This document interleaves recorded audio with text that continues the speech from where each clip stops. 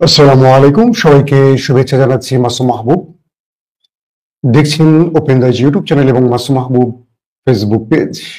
বিকেলের এই লাইভ সেশনে আপনাদের সবাইকে শুভেচ্ছা জানাচ্ছি।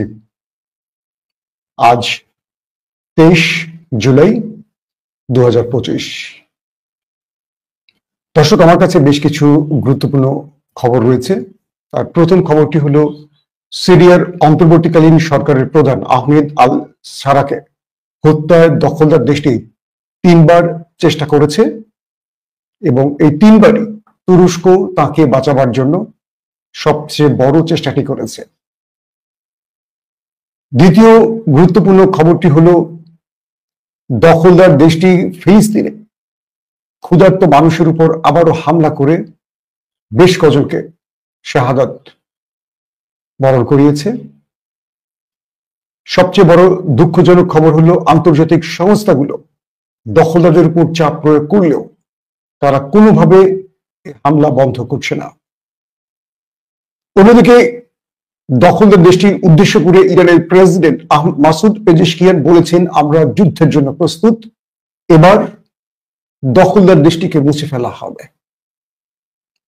পাশাপাশি এবার তুরস্ক তার সবচেয়ে বড় আরেকটি চমক দেখালো, হাইপারসোনিক মিসাইল তারা এবার বিশ্বকে দেখালো নতুন করে।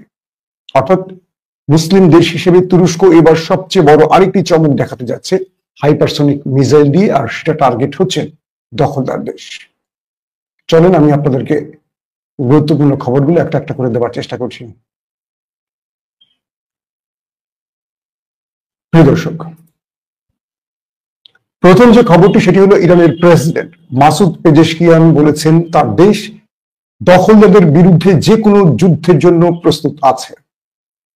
তিনি বলেন, দখলদারদের সঙ্গে যুদ্ধবিরতির স্থায়িত্ব নিয়ে আশাবাদী নন, বরং যদি আক্রমণ হয় আমরা তাদেরকে এবার এমন জবাব দেব যে তারা যুদ্ধ শব্দটা ভুলে যাবে। আল জাজিরাকে দেয়া সাক্ষাৎকারে মাসুদ পেজেশকিয়ান আরো বলেন, 12 দিনের যুদ্ধে আমরা তাদেরকে দেখিয়ে দিয়েছি আমরা কি করতে পারি।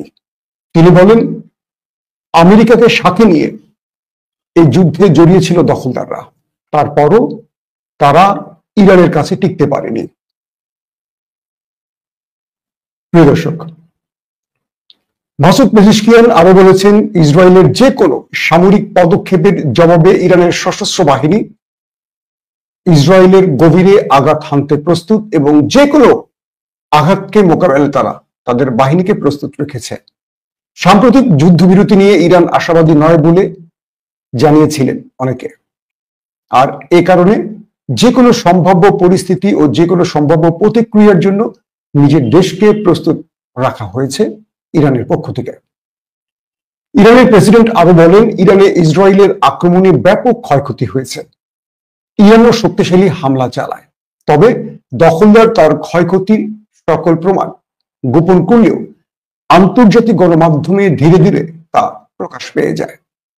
মাসুদ পেজেশকিয়ানের অভিযোগ, হামলা করে দখলদার ইরানকে পরিবর্তন করতে চেয়েছে, ভেঙে ফেলতে চেয়েছে, রেজিম চেঞ্জ ঘটাতে চেয়েছে এবং দুর্বল করতে চেয়েছিল, তবে তেল আবিব সেই লক্ষ্য পূরণে পুরোপুরি ব্যর্থ হয়েছে। ইরান পারমাণবিক কর্মসূচি অব্যাহত রাখবে বলেও জানান ইরানের প্রেসিডেন্ট। তিনি বললেন, আন্তর্জাতিক বিরোধিতা সত্ত্বেও ইরান তার ইউরেনিয়াম সমৃদ্ধকরণ কর্মসূচি অব্যাহত রাখবে। ইরানের ইউরেনিয়াম সমৃদ্ধকরণ কর্মসূচি আন্তর্জাতিক আইন অনুযায়ী পরিচালিত হবে বলেও ইরানের প্রেসিডেন্ট আল জাজিরাকে স্পষ্ট করে জানিয়েছেন। পাশাপাশি তিনি বলেন, মার্কিন প্রেসিডেন্ট ডোনাল্ড ট্রাম্প বলেছেন ইরানের পারমাণবিক অস্ত্র থাকা উচিত নয়। ইরানের প্রেসিডেন্ট বলেন, আমরা তার কথা মেনে নেইনি কারণ ইরান পারমাণবিক অস্ত্রের বিরোধী। এটাই আমাদের রাজনৈতিক, ধর্মীয়, মানবিক এবং কৌশলগত অবস্থান। পেজেশকিয়ান আরো বলেন, আমরা কূটনীতিতে বিশ্বাস করি, তাই ভবিষ্যতের যে কোনো আলোচনা অবশ্যই দুই পক্ষের স্বার্থ সমানভাবে রক্ষা করতে হবে। আমরা হুমকি এবং আদেশ মেনে নেব না। দর্শক,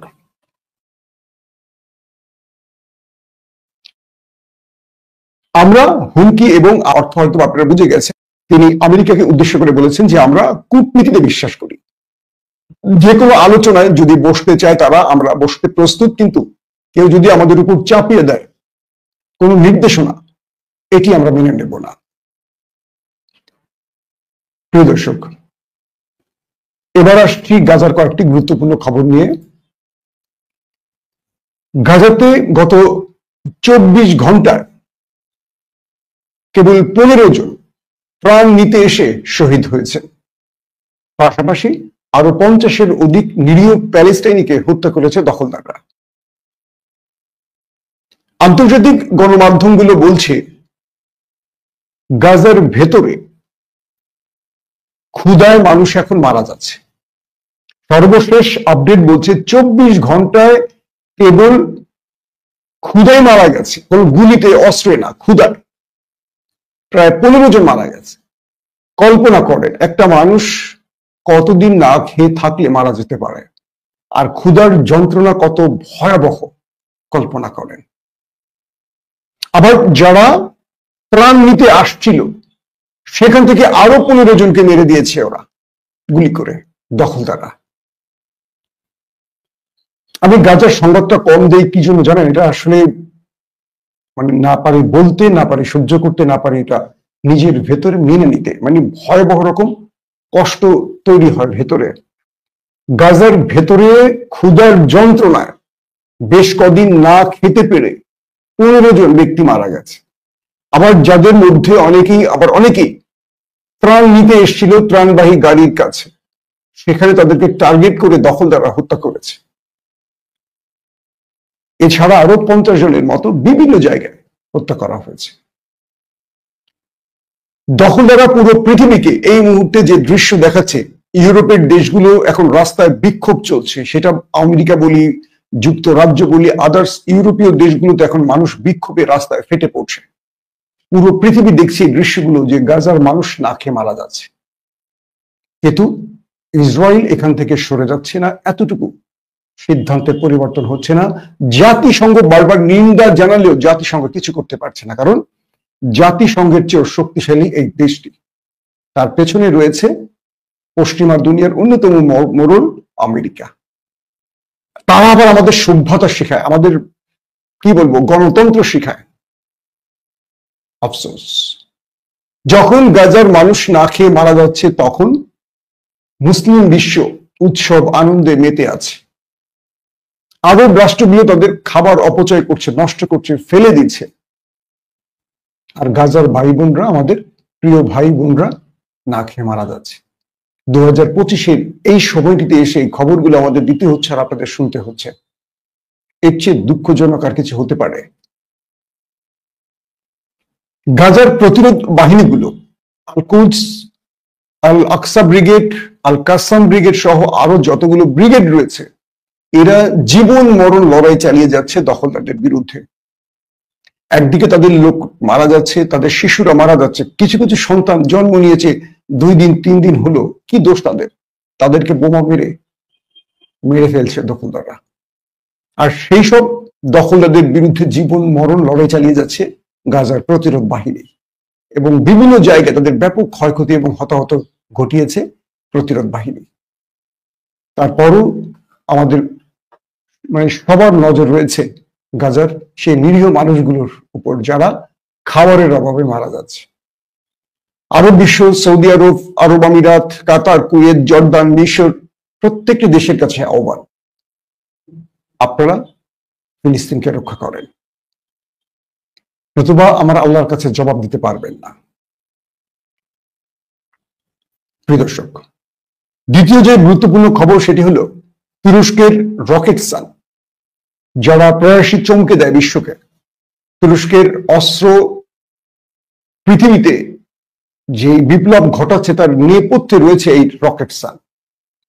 তুরস্কের ইস্তানবুলে আন্তর্জাতিক অস্ত্র মেলায় তুরস্ক এবার নতুন করে হাইপারসোনিক মিসাইল উদ্ভাবনের পর সেটা বিশ্বকে দেখালো। বলা হচ্ছে টাইফুন ব্লক 4, এই হাইপারসোনিক মিসাইলটি শত্রুর রাডার সিস্টেমকে ফাঁকি দিতে পারবে, ইলেকট্রনিক জ্যামিং সিস্টেমকে ফাঁকি দিতে পারবে, এবং যে কোনো জিপিএস কে বিট করতে পারবে। শুধু তাই নয়, 800 কিলোমিটার দূরে এটি শত্রুকে টার্গেট করে নিখুঁতভাবে আক্রমণ করতে পারবে।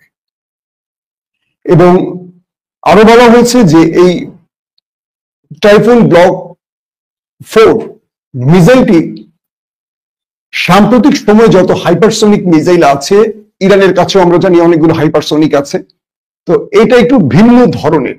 ধরেন ইরানের যে মিসাইলগুলো আছে এগুলো আমরা দেখতে পাচ্ছি যে অনেক সময় মার্কিন প্যাট্রিয়ট কিংবা থার্ড কিংবা দখলদারদের আয়রন ডোমের কাছে আটকে পড়ে।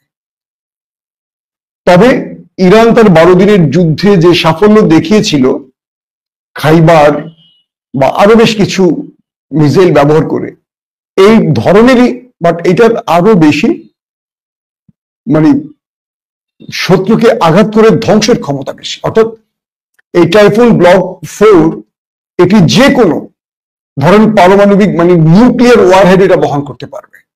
পাশাপাশি এটি যখন ইন্টারসেপশন আসবে, ধরেন এটি দখলদার দেশটিকে টার্গেট করলো, আয়রন ডোম এটাকে টার্গেট করলে এটা তার অবস্থানকে পরিবর্তন করতে পারবে।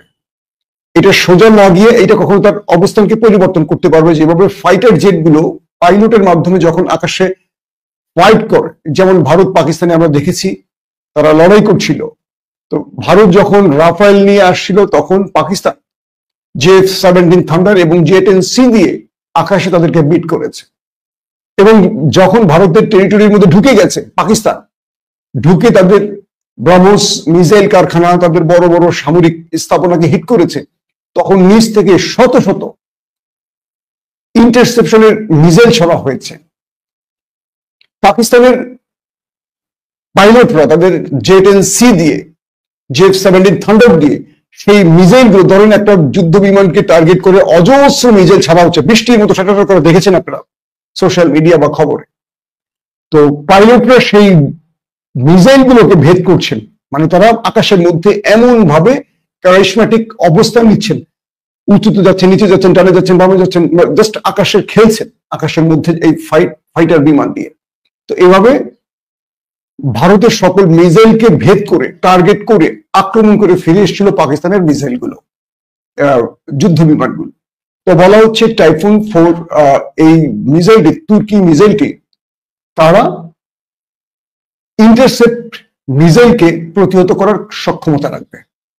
এবং হঠাৎ করে কেন তুরস্ক এই হাইপারসনিক মিসাইলটি বিশ্বের দরবারে হাজির করলো, তার প্রধান একটি কারণ বলা হচ্ছে দখলদার দেশটি তার চারপাশে মুসলিম দেশে, ইসরায়েলের কথা বলা হচ্ছে, তার চারপাশে মুসলিম দেশে যেভাবে যুদ্ধ ছড়িয়ে দিচ্ছে, এতে করে তুরস্ক এখন এই মিসাইলকে নিয়ে চিন্তা করছে। যেমন সাম্প্রতিক যুদ্ধে ইরান দখলদার দেশে যুদ্ধ বিমান না পাঠিয়ে কেবল মিসাইল দিয়ে আক্রমণ করেছে।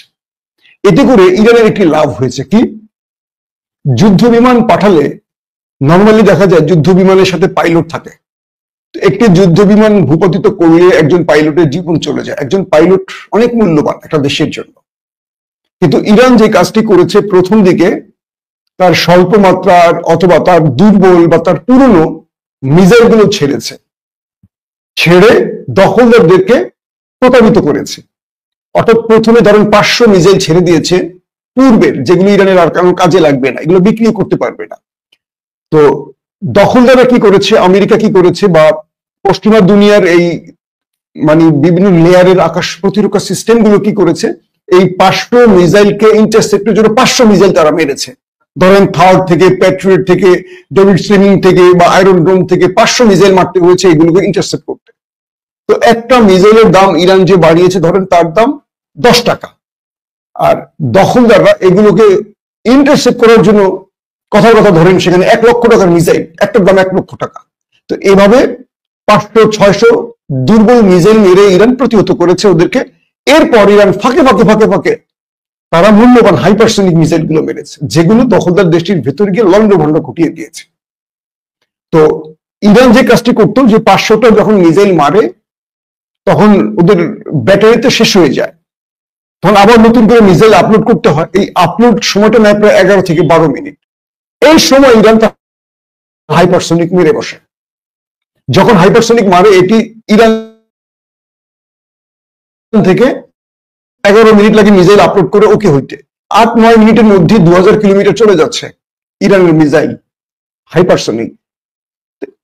এই থেকে তুরস্ক একটা ভালো শিক্ষা নিল, সেটা হলো যে তাদের কাছে যে যুদ্ধ বিমানগুলো আছে, এখন এই যুদ্ধে যদি তারা মিসাইলকে আর একটু আপগ্রেড করে, অর্থাৎ যেভাবে এখন যুদ্ধ ছড়িয়ে আসতেছে বা দখলদারা মানে ইসরায়েল যেভাবে তুরস্কের সাথে মুখোমুখি হচ্ছে বিভিন্ন ক্ষেত্রে, তারা এখন ইরানের মতো মিসাইলকে এগিয়ে নিতে চাইছে।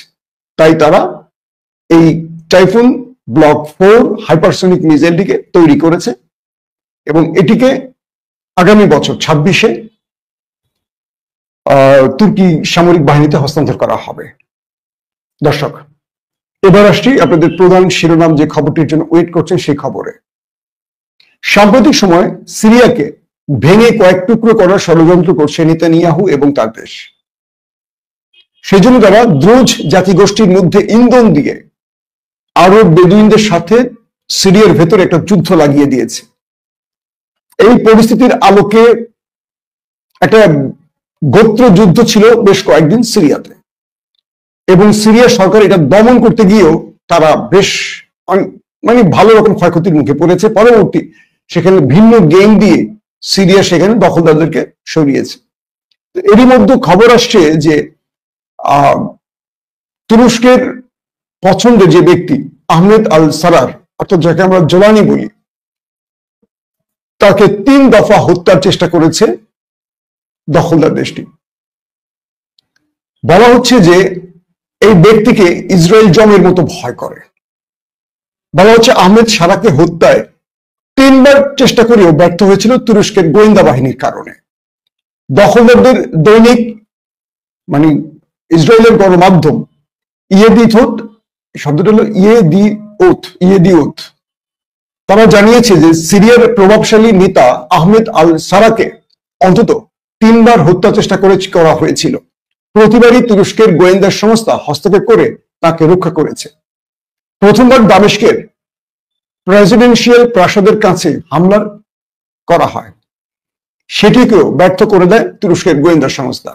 দ্বিতীয়বার সিরিয়ার জর্দান সীমান্তের দেরা প্রদেশে সফরের সময় রূট পরিবর্তন করে বাঁচানো হয় তাকে। অর্থাৎ দ্বিতীয়বার যখন আহমেদ আল সারার সিরিয়া জর্দান সীমান্তের দেরা প্রদেশে যাচ্ছিলেন, হঠাৎ করে তুরস্কের গোয়েন্দারা আহমেদ সারাকে তার এই পথটাকে বন্ধ করে দিয়ে ভিন্ন পথ ব্যবহারের নির্দেশ করেন যে আপনি এই পথ ব্যবহার করবেন আর এই পথে যাবেন। অটোমেটিক যে পথটি তিনি যাওয়া শুরু করছিলেন প্রথমে, সেই পথেই বোম্বিং করে দখলদার দেশটি।